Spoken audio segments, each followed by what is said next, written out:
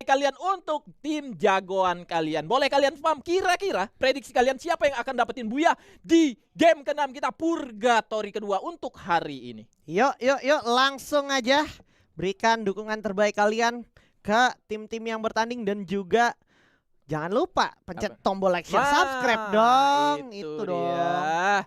Ini kita lihat aja dulu. Kraken. EVOS masih akan bertempur dengan gaya dia.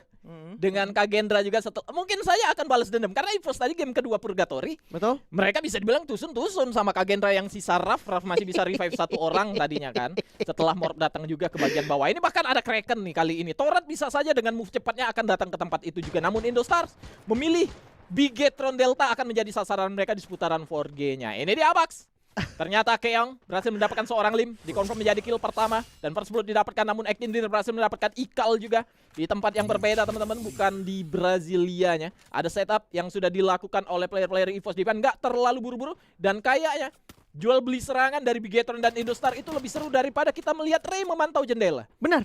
Itu kayaknya aksi yang terjadi sama BTR sih. Nah tuh Perlu kita simak juga karena momen itu lumayan penting, tapi ini nggak kalah penting. Kayaknya Kagendra udah di depan mata juga nih dari EVOS Divine, Bung. Ya, hati-hati terlalu lama, ini banyak sekali. Ada Kraken, ada Torrent, ada Morp. Wow, Indostars harus tumbang di tangan Bigetron Delta. Setidaknya Bigetron Delta kesulitan yang harus mereka hadapi di awal ini mereka berhasil selesaikan. Tinggal gimana caranya mereka nikmati happy lootingnya dulu. Benar. Tapi Cost Q kecolongan sama Nara Kraken dan sekarang Torrent 3 player yang tersisa, Bung. Ya, ini dia.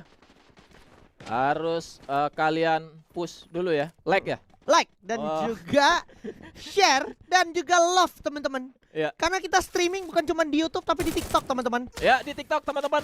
Aku mau sapa dulu teman-teman kita yang ada di TikTok. Boleh kalian tulis nama kalian, nanti Ajis pengen bacain ada kodamnya apa enggak. Itu dia. Jangan lupa ketik nama kalian, tapi pastiin kalian udah kirim tap-tap. Wah, Kalau boleh. satu orang 10 atau 20 tap-tap itu udah ketahuan like-nya banyak banget pasti. Wah, banyak banget teman-teman. Yuk kita ramaikan ini dia Upoint Esport Competitive Series season kedua. Satu orang Pansi pun berhasil dijatuhkan Bang Bakso. Cukup rapat gaya bermain EVOS Divan mereka ketika mereka harus tumbang tadi oleh tim Kagendra di game sebelumnya. Namun Torrent sudah tidak terlihat. Torrent menghilang dari lane teman-teman. Ada Darkol di bagian atas melihat ke arah seorang Vidic di balik satu pagar depan sana juga. Satu lemparan AT124 mengenai 2 player bahkan 3 dari tim Kagendra yang bertahan di lantai 2. 1 titik berbahaya sebenarnya apabila ada granat. Itu dia dari seorang Otoichi yang berhasil mendapatkan Darkol, namun follow up juga Azril pun yang dipercaya menjaga tangga pun harus jatuh. Sergapan akan datang di mana banyak sekali glual yang sudah terpasang juga. Raf sendirian saja, Raf di balik satu sofa coba untuk cosplay menjadi debu-debu dan masih ada Ira.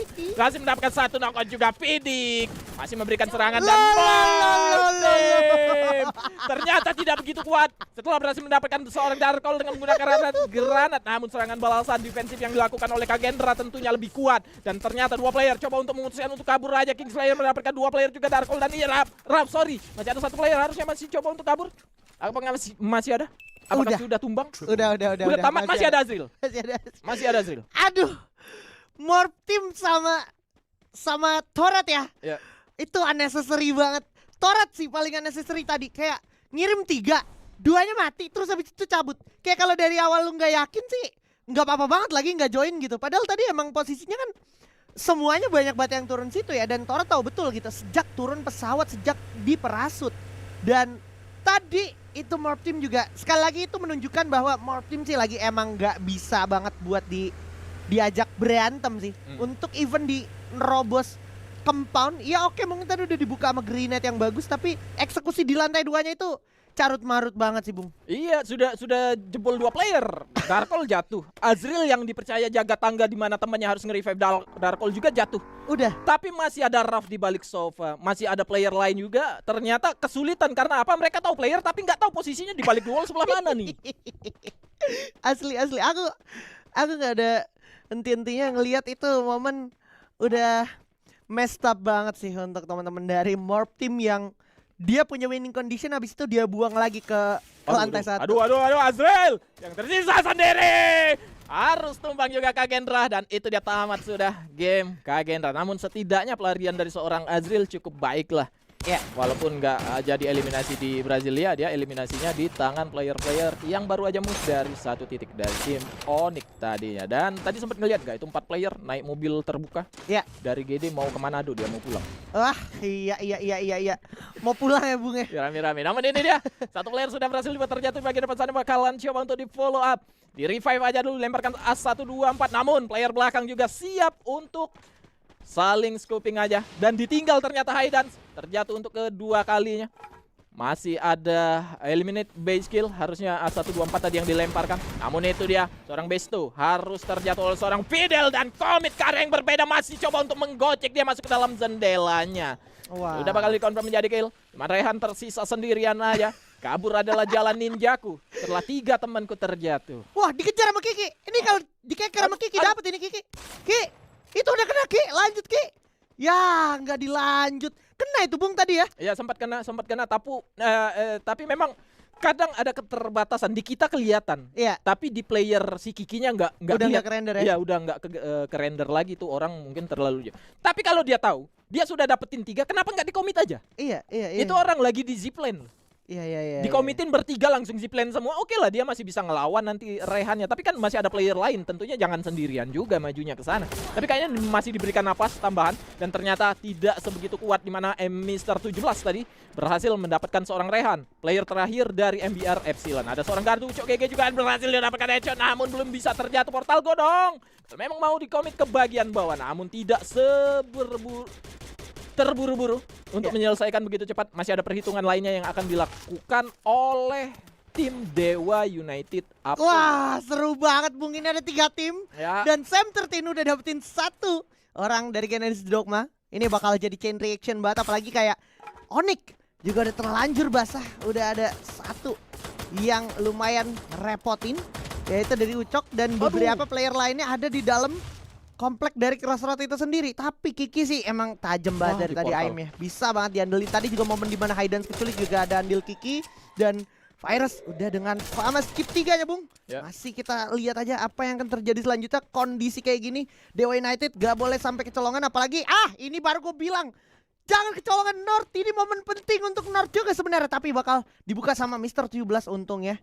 Masih bisa di cover. Ya, tapi lihat Genesis Dogma setelah mereka gunakan portal menuju ke arah dari tim Onyx, mereka tarik mundur lagi ke belakang. Mereka nggak selesaiin dengan Dewa juga. Bahkan semuanya nggak ada yang coba untuk komit melakukan fight di sana loh. Ya. Mereka coba untuk disiplin aja karena mungkin ya hal-hal kayak gini. Gak selalu kita mau war selesaiin musuh. Tapi kalau ada opsi lain, opsi kedua, opsi ketiga untuk lebih baik daripada kita melakukan war, mungkin mereka akan ngambil opsi itu. Salah satunya mungkin ya udah biarin aja kita fokus atau objektif ke late game. Di late game baru mungkin mereka akan menyelesaikan warnya. Biasanya yang kayak gitu mereka pisah nih ya sekarang. Nanti late game ketemu lagi karena jalur masuknya kurang lebih akan sama. Benar. Itu kayak cuman narik sebentar ke belakang doang Bung, sambil kayak memastikan ini musuh yang di depan gerak juga apa enggak, apa masih tetap stay di sana. Kalau masih tetap stay di sana, mereka kayak coba masuk dari jalur yang berbeda, tapi ya kurang lebih masih di sana-sana juga. Dan Borgai bersama teman-teman dari Genesis Dogma menurutku udah lumayan aman justru kalau misalkan mereka narik kayak gini. Mereka dapat angle Arsenal juga tadi udah sempat diambil sama si GD MBR, tapi akhirnya MBR kandas, GD udah dapat Arsenal. Terus di sini juga dekat vending. Jadi kayak udah lagi ada di winning conditionnya, asal jangan kecolongan sama bagian bawah off angle nih. Karena ada BTR tuh sebenarnya lagi jalan juga menuju ke arah area Crossroad lewat jalur bawah dekat jembatan. Ya, itu dia harusnya Genesis Dogma secara posisi untuk di saat ini mereka cukup bagus lah. Tim-tim lain menghindari posisi mereka, cari jalur masuk lewat posisi yang berbeda. Namun dari tim RRQ kenapa? Pernah gak lihat RRQ tiba-tiba ada di sini? Kita kan selama ini ngeliat RRQ jalur kanan terus kalau sentralnya. Dia tiba-tiba di sini udah kayak udah kayak homebase kalau di saya ya. Lagian juga pernah nggak kalian melihat RRQ berempat di tower? Iya, itu dia maksudku. Ada apa yang sedang mereka lakukan itu tuh? RRQ memang selalu memberikan kejutan-kejutan teman. Salah satunya ya gaya bermain yang seperti itu. Mereka berada di posisi yang bisa dibilang gak cukup bagus, namun tim lain yang mau masuk ke mereka juga nggak begitu aman. Benar. Itu posisi terbuka sekali. Benar. RRQ di atas tower mungkin ada pelontar, ada eksplosif, ada senjata apapun bisa menyerang ke arah mereka gitu. Nggak bagus-bagus banget. Namun tim lain nyerang ke arah mereka juga tentunya nggak aman-aman banget. Makanya Benar. mereka cukup pede untuk bertahan di atas satu tower aja, dan kita akan melihat nanti move-nya mereka akan ke arah mana lagi dari tim RRQ Kaju. Menarik gameplay yang harus mereka yang dimainkan oleh tim RRQ. Dan ini dia Evo Sabax, Predator kill 7 di game kelima kita. Ada Dels di kiri namun Mister 17. Ada seorang Adrian di sini. Coba untuk memberikan serangan namun Fidel coba untuk tarik mundur ke bagian belakang aja dulu. Berkumpul dengan teman-temannya. Masih coba untuk memberikan serangan dengan menggunakan eksplosifnya, namun tentunya akan mendapatkan follow up dari teman-teman yang berbeda lagi. Keong di tempat yang lain dari tim Bigetron Delta berhasil mencoba untuk mendapatkan player-player dari tim Kraken Barakuda. Fidel cukup lama dia mendelay pergerakan, namun Borga yang berada di bagian depan hanya mengganti posisi, dan bagian belakang sana Impos Divine dan Pyros berhasil dijatuhkan oleh Kiki They Love Me. Akankah dapat killnya? Namun Abax ternyata yang menconfirm dapetin kill yang sudah dijatuhkan oleh seorang Kiki tadi. Masih ada seorang Abax. Sudah kelihatan player dari tim Dewa ini dia teman-teman. Dari tim Evos Devan berhadapan dengan Dewa United Apollo. Sudah ada 1-2 player bahkan dijatuhkan di sini. Masih ada satu orang lagi dari tim Dewa United Apollo yang jauh sekali terpantau di minimap kita di luar zona aman. Ya ini udah susah banget sih untuk Dewa United jujur, karena tadi pergerakannya juga memang lumayan beresiko, ditambah nggak sampai benar-benar ke inti dari compoundnya. Makanya Dewa United juga nggak bisa yang namanya melakukan upaya recovery atau regrouping position dulu ke dalam satu compound. Mereka udah ditembakin dari beberapa titik, termasuk dari titiknya Genesis Dogma, dari anak-anak Evos Divine juga. Dan Evos Divine sekarang sih keuntungan yang mereka dapetin udah boleh mereka bawa secepatnya masuk ke zona selanjutnya, berhubung zona selanjutnya ternyata ketariknya ke jembatan kuning, perbatasan pinggir crossroad jembatan ke arah Pulau Marble Works, yang mana masih ada BTR tuh di kereta itu, kereta ke arah Kampung Bandan tuh, ke arah Pik tuh. Soalnya tuh emang dikit lagi tuh ya, udah habis tuh jam keretanya. Jam 8 dia berangkat teman-teman ya, jangan telat ya. Ini udah setengah 12 teman-teman by the way. Dan ini dia harus ada PR, harusnya GD sadar ada PR di belakang, dan dia habis gunain Binoculars. Iya. Dia tandain tadi ada Bigetron Delta, makanya mereka stop di sana tuh. Benar. Bisa aja akan ada setup lanjutan nanti portal go ke atas atapnya dari satu tempat stasiun ini nih. Benar. Nah itu baru aja dibilang Bung Surya, langsung pakai portal go-nya dan sambil memastikan ke arah jembatan ternyata. Tapi dia lebih milih ke arah batu, yang mana batu sebenarnya compound yang lebih beresiko Bung Surya. Ya, karena akan ada serangan dari beberapa arah yang berbeda. Namun ini dia dari tim Bigetron Delta masih coba untuk main dengan disiplinnya mereka. Tahu di depan ada player tapi nggak mereka selesaikan. Namun ini dia tamu baru mereka, ada tim Evos Divine juga harus diselesaikan. Ada Ikal, coba untuk tarik mundur aja dulu ke bagian dalam. Coba untuk memilih tempat posisi war, dan ternyata move langsung dilakukan. Mereka tidak mau lama waktunya di luar dari zona yang tidak begitu aman. Hanya ngebuat dari Evos Divine melakukan fight dengan tim Genesis Dogma. Bigetron Delta setelah move, ternyata Ikal player terakhir pun nahan di satu tempat dan ketahuan. Pasang satu wall aja dulu dengan Nairinya, harusnya masih bisa ngedefensif. Adanya tim lain juga yang harus mereka lawan di sini, dan Dix dan teman-teman yang lain juga dari tim Bigetron Delta pun harus tumbang dari tim Torat. Tentunya Ikal serba salah apa yang dia harus lakukan. Dia follow up temannya tapi musuhnya banyak banget. Dia bertahan di satu tempat juga, masih ada tim yang melakukan fight juga. Ini harus pintar-pintar dari seorang Ikal, kapan dia harus move-nya. Apakah ketika Torat sudah tidak ada lagi di portal go sebelumnya tadi, atau dia harus coba menjadi third party sendirian berhadapan dengan Evos Divine dengan 4 playernya ini. Dan ini dia, kita pindah aja dulu. Razor berhasil dijatuhkan oleh Kibagat di sini, berhasil dapat satu knockout juga. Dan Abai berhasil dibuat terjatuh. Masih ada 2 player lagi legal untuk menggunakan bisa datang dari sebelah kanan, dan sayang sekali Onyx Olympus pun harus tumbang. Tidak ada vending mesin. Artinya Razor harus dibiarkan tidak ter-revive. Itu masih sempat di-revive loh. Ya. Masih sempat ke-revive satu orang yang tadi sempat knockdown di tangan Onyx, tapi nggak sempat di-end. Sayang banget. Dan tadi BTR sih jadi kena panis sama Evos Divine gara-gara dia sempat nembak-nembakin GD, Bung. Pas GD-nya ke batu, dia nongolin diri, BTR-nya itu jadi kesempatan buat Evos masuk dari belakang pelan-pelan, dan Evos berhasil melakukan hal itu. Wah, lihat teman-teman. Jawabannya ada sekarang nih. Kenapa RRQ tadi main di tower berempat? Benar. Nah, di late game ini kita lihat mereka. Iya. Satu-satunya tim yang cukup aman di posisi circle-nya. Nah, itu adalah mereka tuh di atas tower. Iya. Yang punya zona ya? Yang punya zona, teman-teman ya. Yang punya zona. Tombol pengaturan zona tuh ada di settingan HUD Legalo, teman-teman. Iya. Iya. Dan ini dia bakal coba dijemput kesempatannya sama Torat, karena bisa jadi ini adalah game terakhir untuk mereka menunjukkan performa maksimal mereka setelah beberapa game. Mereka nggak gimana-gimana banget, Bung. Ya, EVOS Divine juga harusnya mereka bisa mendapatkan hasil yang lebih baik karena memang di beberapa game sebelumnya tadi mereka nggak bagus-bagus banget secara point placement yang mereka dapatkan. Namun Joshkyo sudah berhadapan dengan satu player juga dan Get Abai di bagian depan sana. Follow up dari arah belakang juga dilakukan oleh seorang Legalot juga bersama dengan seorang Ma. Legalot bermain dengan menggunakan granatnya, akankah menjadi akhir dari Joshkyo? Wow. Legalot dengan Groza ternyata berhasil mendapatkan satu orang Joshkyo. 3 player aja tersisa dari tim Torat, namun pelan-pelan tapi pasti dari tim EVOS Divine menusuk ke jantung pertahanan 2 tim bagian depan sana. Jojo sudah ke-trigger, sudah di damage aja. Jojo pun harus pindah ke satu titik yang berbeda. EVOS Divine pelan-pelan, satu jalur yang sama. Tidak ada portal go yang mereka gunakan untuk move cepat ke arah Legalot mungkin. Karena itu dia kelihatan satu portal go siapa yang sudah dipasang juga, namun terjatuh juga. Maal dari tangan seorang Jojo. Dejavu berhasil mendapatkan satu player dari tim EVOS Divine dengan menggunakan headshot. Dapat headshotnya tadi, teman-teman.